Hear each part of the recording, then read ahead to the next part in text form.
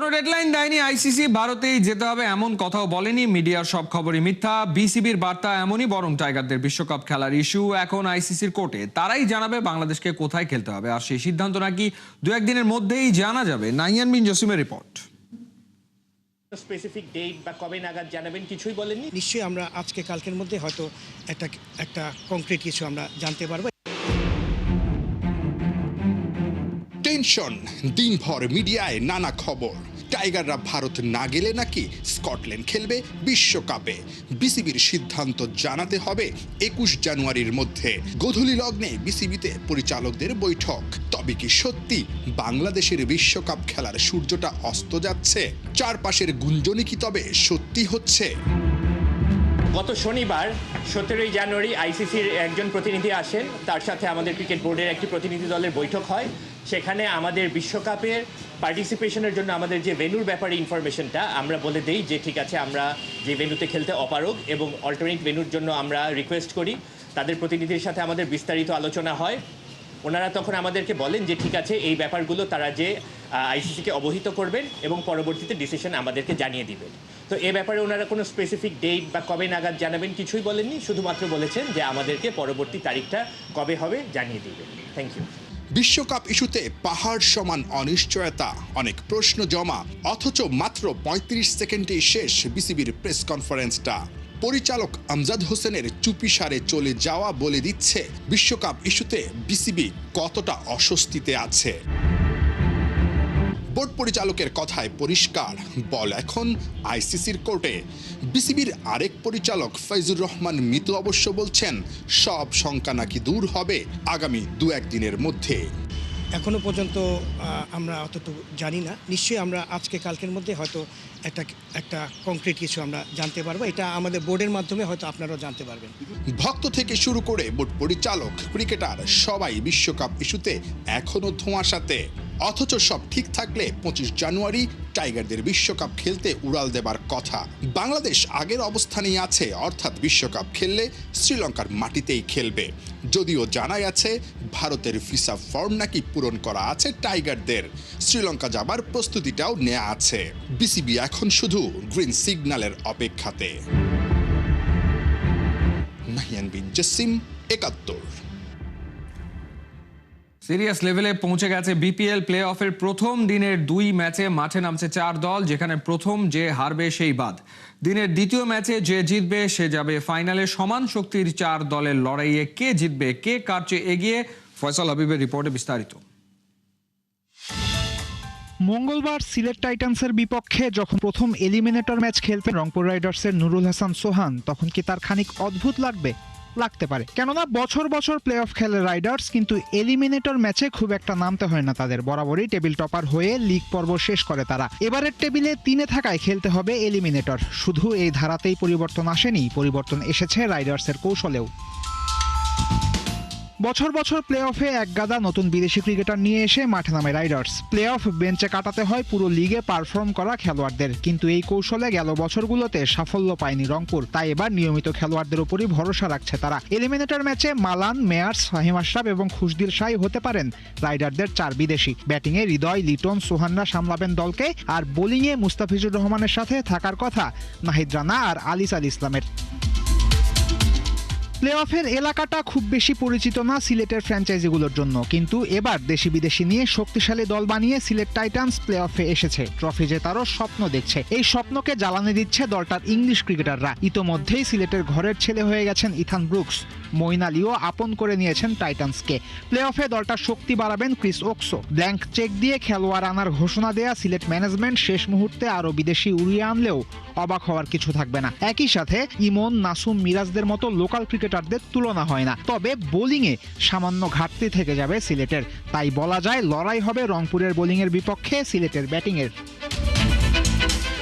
আসরের সেরা 2 দলই খেলবে প্রথম কোয়ালিফায়ার ম্যাচে। তবে তারকাদের হিসাব করলে চট্টগ্রাম রয়্যালসের চেয়ে রাজশাহী ওয়ারিয়র্স খানিক এগিয়েই থাকবে। জিমি নিশামের বড্ড পছন্দ হয়েছে রাজশাহী ফ্র্যাঞ্চাইজি, তাই থেকে যাচ্ছেন তিনি। ওপেনার সাহিবজাদা ফারহানের কাছে বড় ইনিংস পাওনা দলটার। গুরুত্বপূর্ণ ম্যাচে রায়ান বার্লের জায়গায় সন্দীপ লামিচানেকে দেখা যেতে পারে। ইনজুরি থেকে সেরে বিনুরা ফার্নান্দো মাঠে নামলে রাজশাহীর শক্তি বাড়বে। রাজশাহীর লোকাল কালেকশন টুর্নামেন্টেরই অন্যতম সেরা। শান্ত মুশফিকের মতো সিনিয়ররা বড় ম্যাচের চাপ নিতে চাইবেন, তানজিদ তামিমও জ্বলে উঠতে চাইবেন এদিনই। এদিকে সাকলাইন, সাকিব, রিপনকে নিয়ে রাজশাহীর পেস অ্যাটাকও টুর্নামেন্টের সেরাগুলোর একটা। তাই শুধু প্রথম কোয়ালিফায়ার নয়, রাজশাহী ট্রফি জেতারই বড় দাবিদার। চট্টগ্রাম রয়্যালস প্রথম কোয়ালিফায়ারে নামার আগে হেরেছে 2টা ম্যাচ, তাই মানসিকভাবে খানিক পিছিয়েই থাকবে তারা। রসিংটনকে হারানো এবং মোহাম্মদ হারিসের অফ ফর্ম দলটার জন্য মরার ওপর খরার ঘা। প্রায় প্রতি ম্যাচেই ফেইল করছে রয়্যালসের ব্যাটিং লাইন আপ। এদিকটায় দুশ্চিন্তা নিয়েই মাঠে নামতে হবে তাদের। বড় ম্যাচে নাইম শেখ এবং হাসান নওয়াজের উপরই দায়িত্ব থাকবে দলকে বড় টোটাল এনে দেয়ার। তবে চট্টগ্রামের শক্তির জায়গা তাদের বোলিং। তানভীরের সাথে শেখ মেহেদীর জুটি কঠিন হবে রাজশাহীর জন্য। নতুন বলে ভয়ঙ্কর হবেন শরীফুলও। তবে খাতা কলমে রাজশাহী ওয়ারিয়র্স এগিয়ে থাকবে এই ম্যাচে, বলতে হবে তা।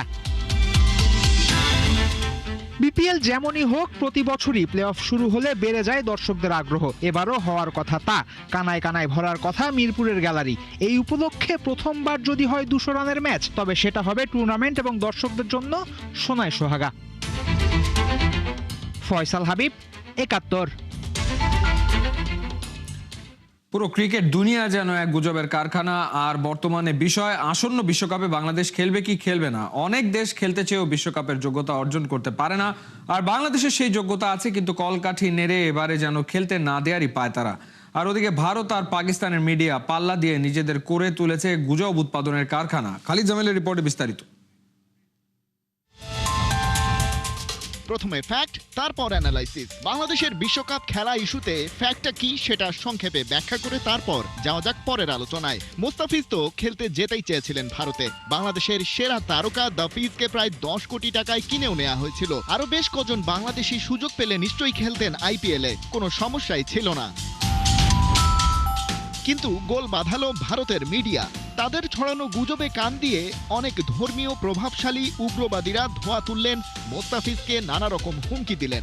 সেসবে ভড়কে গিয়ে দাফিজ কিন্তু আইপিএল থেকে নিজেকে গুটিয়ে নেননি। সিদ্ধান্তটা এলো ভারতের ভেতর থেকে। প্রথমে বিসিসিআই এর পরামর্শ নামের আদেশ, আর সেই আদেশ শিরোধার্য মেনে কলকাতা নাইট রাইডার্স ফিজকে দিল আইপিএল থেকে ছুটি। পেশাদারিত্বের থোড়াই কেয়ার। কারণ দেখানো হলো মোস্তাফিজের যদি কিছু হয় তবে তার দায় নিতে পারবে না ভারতের ক্রিকেট। তার মানে ব্যাপারটা শুরুই করেছিল ভারতের মিডিয়া, যারা গুজব উৎপাদনে দুনিয়া জোড়া নাম করা। তাদের ছড়ানো গুজবে কান দিল সে দেশের উগ্রবাদীরা। সেই হুমকি আশায় মোস্তাফিজ একাই যদি টিকতে না পারে, তবে পুরো বাংলাদেশ টি-20 দল এবং তাদের সাথে সংশ্লিষ্টরা ভারতের মাটিতে টিকবে কি করে। বিসিবির সোজা সাপটা কথা, টাইগাররা যাবে না ভারতে। শ্রীলঙ্কায় যেহেতু পাকিস্তান খেলছে, বাংলাদেশেরও সেখানে খেলতে সমস্যা নেই। কিছু লজিস্টিক্স জটিলতা, কিছু বাড়তি খরচ, এই তো। কিন্তু আইসিসির সাইনবোর্ড লাগিয়ে ক্রিকেট পাহারা দিতে বসা বিসিসিআই এর সেটা ইগোতে লাগলো। কোনোভাবেই তারা বাংলাদেশের ম্যাচ ভেন্যুর নড়চড় করবে না। ওদিকে ভারতীয় মিডিয়া থেকে সমান তালে চলল গুজব উৎপাদন। আইসিসি সিদ্ধান্ত নেয়ার আগেই তারা জানতে শুরু করলো বাংলাদেশের আর কোনো উপায় নেই, হয় খেলো না হয় তোমাদের ক্রিকেট ধ্বংস। পাকিস্তানি মিডিয়াও ওদিকে বসে নেই। এই জায়গায় ওদের কিছুই করার নেই। মাঝখান দিয়ে মহসিন নাকভির রসিকতা করে বলা এক কথা বিক্রি করে খেলো অনেকেই। পাকিস্তান রেডি বিশ্বকাপ আয়োজনের জন্য। কিন্তু মজার বিষয়, পাকিস্তানের মাটি থেকে এখনো ক্রিকেট নির্বাসন কাটেনি ঠিকঠাক। শ্রীলঙ্কার টিম বাস টার্গেট করে গুলির ঘটনা ক্রিকেট ইতিহাসেই নজিরবিহীন। তা এখনো সাধারণ মানুষের চোখে লেগে আছে। তবে পাকিস্তানের মিডিয়া এক কাঠি সরেস। উড়ো খবরে মুড়ো ভেজে করা হলো পরিবেশন। বিসিসিআই আইসিসিকে চাপে ফেলতে বাংলাদেশের পক্ষ নিয়েছে পিসিবি। জিও নিউজ জানালো তাদের কাছে তথ্য আছে, বাংলাদেশ ভারতের বাইরে বিশ্বকাপ খেলার সুযোগ না পেলে পাকিস্তানও এই বিশ্বকাপ বয়কট করবে। আরও কিছু গুজব, যেমন যুক্তরাষ্ট্রের 4 ক্রিকেটার পাকিস্তানি বংশোদ্ভূত হওয়ায় তাদের ভিসা রিজেক্টেড, তাই ওরা বিশ্বকাপ বয়কট করতে পারে। পরে জানা গেল রিজেক্টেড নয়, শব্দটা ডিলেইড। আর ক্রিকেট ইউএসএ এমন কোনো সিদ্ধান্ত নেয়ার কথা চিন্তাও করেনি।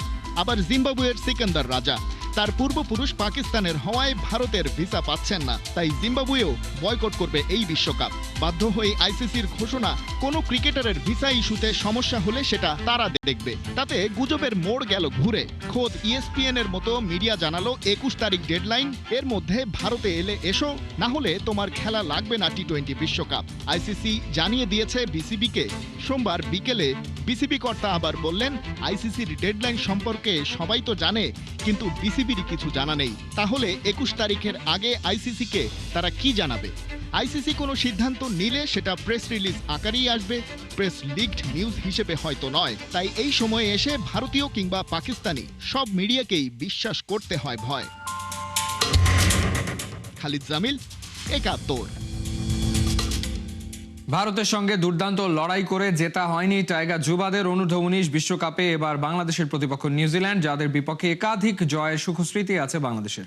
সবশেষ 2020 যুব বিশ্বকাপে নিউজিল্যান্ডকে সেমিতে হারিয়ে ফাইনালের টিকিট কেটেছিল লাল সবুজের প্রতিনিধিরা।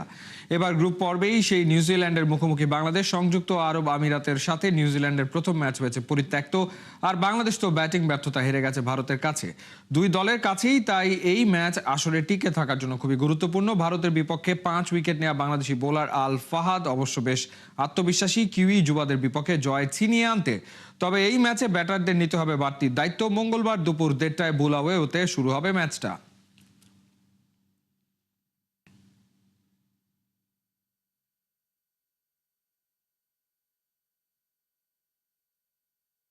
কন্ডিশন বলতে এখানে বৃষ্টি আছে, বাট আমরা ওইভাবেই মানে ট্রেনিং করছি আর কি, যে মানে বল একটু ভিজে প্র্যাকটিস করছি, বা কিভাবে এই কন্ডিশনের সাথে করা যায় ওইভাবে আমরা প্রিপারেশন নিয়েছি। সো এটা আমাদের ওরকম বেশি কিছু করতেছে, অনেক কনফিডেন্ট, ইনশাল্লাহ আমরা ভালো কিছু করবো সামনের ম্যাচে যা আছে নিউজিল্যান্ডের সাথে আর ইউএস এর সাথে, যে দুইটা ম্যাচ আছে আমাদের পড়বে। আমরা আলহামদুলিল্লাহ সবাই অনেক কনফিডেন্ট, তো ইনশাল্লাহ ভালো কিছু হবে। নয়নাভিরাম সৌন্দর্যের আড়ালে চাপা পড়ে আছে ভোলার খেলাধুলার বাস্তবতা। প্রায় 20 লাখ মানুষের এই দ্বীপ জেলা থেকে কেন উঠে আসছে না প্রত্যাশিত কোনো তারকা? উত্তর খুঁজতে 71 খেলাযোগের গন্তব্য ভোলায় মিলেছে উত্তর, মিলেছে সম্ভাবনা, কিন্তু কে দাঁড়াবে ভবিষ্যৎ তারকাদের পাশে? ভোলা থেকে আব্দুল মালেকের ক্যামেরায় হাসান সজীবের পাঠানো রিপোর্ট। অপেক্ষা, ফেরির জন্য অপেক্ষা। কখন আসবে ফেরি, কখন পার হব নদী। বরিশালের এই প্রান্তে এসে যাত্রীরা এই ফেরির জন্য অপেক্ষা করেন ভোলা যাওয়ার জন্য। অপেক্ষা শুধু এখানে নয়, অপেক্ষা বছরের পর বছর, যুগের পর যুগ। ভোলা বরিশাল সেতুর দাবি আছে আরও। খেলাধুলায় অবহেলিত দেশের একমাত্র দ্বীপ জেলা ভোলা, যার কথা কেউ শোনে না, দেখেও যেন দেখে না, তবে শুনবে 71 খেলাযোগ। নয়নাভিরাম সৌন্দর্যের আড়ালে ভোলা লালন করছে এক গভীর বেদনা। প্রায় 20 লাখ মানুষের এই জেলা থেকে উঠে আসছে না প্রত্যাশিত কোনো তারকা খেলোয়াড়। কারণ খুঁজতে খুব একটা বেশি দূরে যেতে হয়নি। লালমোহনের আহসান, ফুটবল যার নেশা, মেধা যার শক্তি, কিন্তু সবচেয়ে বড় প্রতিপক্ষ অভাব অনটন।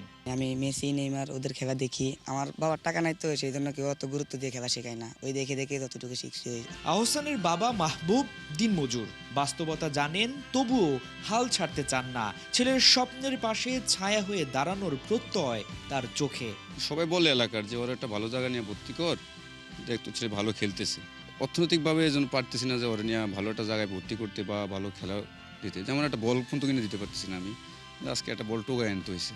একসময় ভোলা থেকেই উঠে এসেছেন দেশের কিংবদন্তি ফুটবলাররা।